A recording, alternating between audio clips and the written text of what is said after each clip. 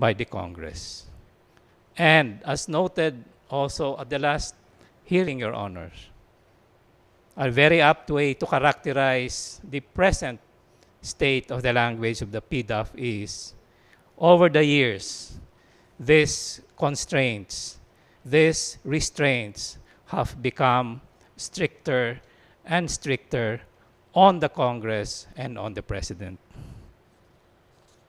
Can we go now, Your Honors, if you may, to page 5.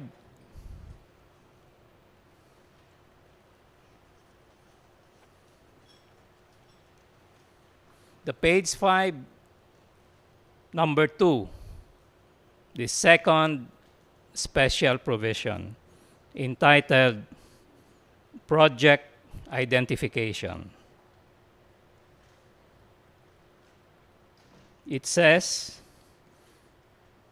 that projects should be designated from a priority list prepared by the implementing agency.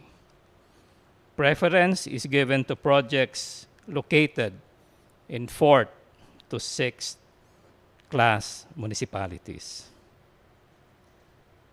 And then the line, Your Honor, which is very relevant to the issue at hand.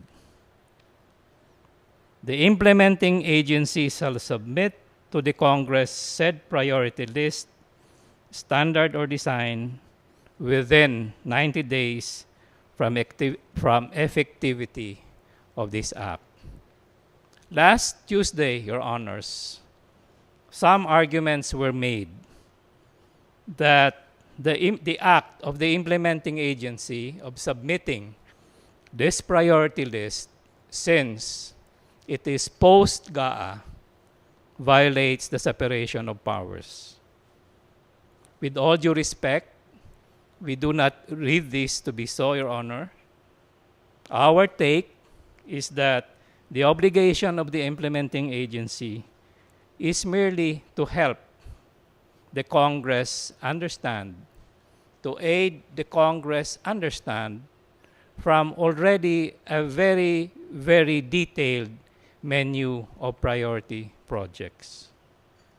It is done in the spirit of transparency, and in any event, Your Honor, whether or not this provision is obeyed by the implementing agency, it is still the President who, at the end of the day, as they say, has the power to implement by releasing the funds. That is Section 2, the second special provision. The second paragraph of Section 2 also says that whenever a project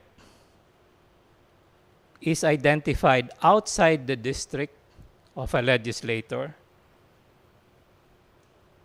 there must be a written concurrence from the member of the House of Representatives of the recipient district, endorsed by the Speaker.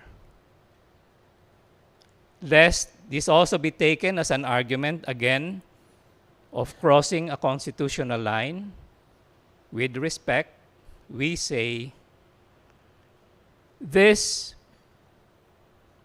was put there by Congress as a matter to ensure comity among the members of Congress. They wanted the members of Congress to respect each other's district. And so if a donation is made in the district of another legislator, all that this means is the prior permission of the recipient district be made.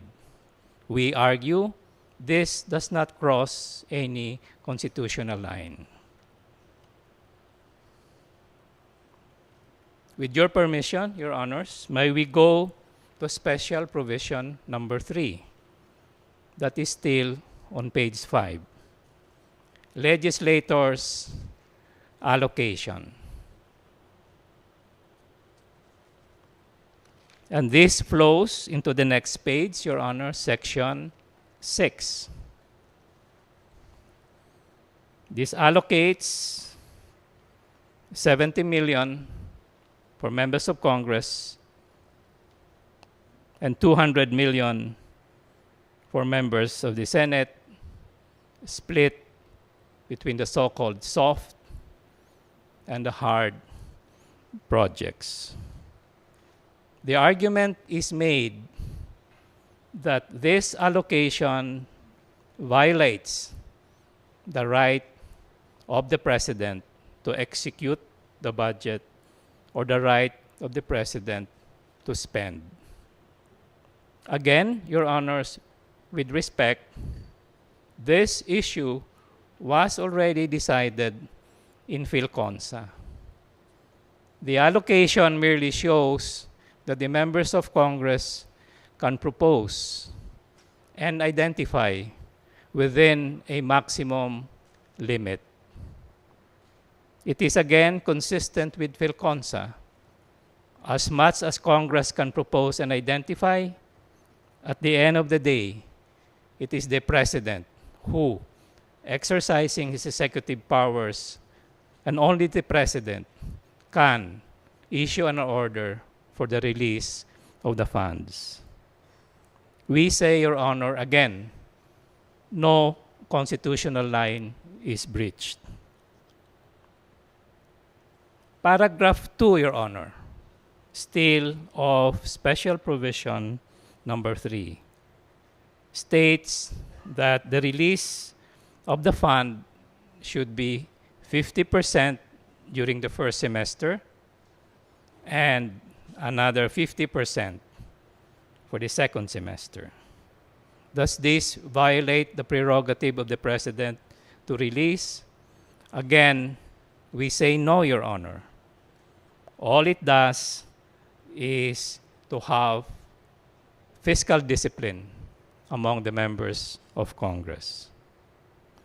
We now go to Section 4, Your Honor. This was much discussed last Tuesday. If you look at Section 4, Your Honor, its title says realignment of funds. But we ask you to look at the provision clearly. Realignment of funds is a misnomer, because if you read the whole paragraph, it is not a realignment of funds, but it is a realignment of, on the third line, one project scope to another within the allotment received. For example, Your Honor, a legislator identifies that his district needs a pathway or a catwalk going to a school. And then, because of certain contingencies after the identification, that choice is not practical. For example, somebody already donated the catwalk. Or the Parent-Teacher Association say the students need a waiting shed. That is the realignment of projects allowed under Section 4, Your Honor, not the realignment of funds under Section 525 of the Constitution. That is why, if you read carefully the conditions, it limits the realignment of projects only once, and provided there is no obligation that, or provided the funds have not been used up yet. And that is why certainly there is a delegation to the members of the cabinet to be able to move projects, but within the same category. And so again, we say Section 4 does not cross any constitutional line. And so with number 5, Your Honor, release of funds. The argument is made that because there is a request and the request comes from the House, then therefore, again, the powers of the presidency are curtailed. Our answer, Your Honor, consistent with PhilConsa, this is just a request. It does not impair the powers of the president. The 6th special provision, Your Honor, is about posting requirement. And by any reading This does not cross any constitutional line, but in fact reinforces the transparency provisions of the Constitution.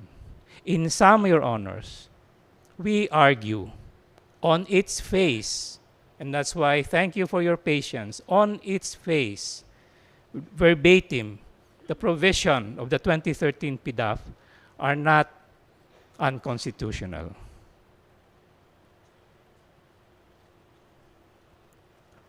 We will now go, Your Honor, briefly to the COA report, because the other argument is made that even if on its face the provisions of PDAF are constitutional, the COA report constitutes evidence that should prompt this court to abandon or re-examine PhilConsa. On page 8, Your Honor, we have what you said in LAMP. To paraphrase, Your Honor, what you said on page 8, we summarize it on page 9. You reminded us only last year that you may re-examine LAMP and PhilConsa if there is convincing proof that there are direct releases by the DBM of funds to the members of Congress for the members of Congress to spend at their sole discretion. And you warned us that you may change your mind if there is pertinent evidence of illegal misuse of PDAF in the form of kickbacks that have become a common exercise of unscrupulous members of Congress. Your Honors, we direct your attention to page 10. There are only 4 instances where the COA report implicates members of Congress. The first one is on page 10, bullet number 2, Your Honor. It says, NGOs were selected on the basis alone of the purported endorsement of sponsoring legislators and not through public bidding as required under GPB Resolution 12-2007. Our reply, Your Honor, is that yes, it may be true, members of Congress make endorsements, but the endorsements fall squarely under the PhilConsa framework, allowing members to recommend. Whatever weight the implementing agencies give to these endorsements, legally, the implementing agencies are accountable for agency funds. That, Your Honors, was what you held only last August in the case of De Los Santos versus COA. Still, on endorsement of NGOs, take the case, and we will take as an example, the position taken by one implementing agency, the Technology Resource Center. Can you look at page 11, Your Honors?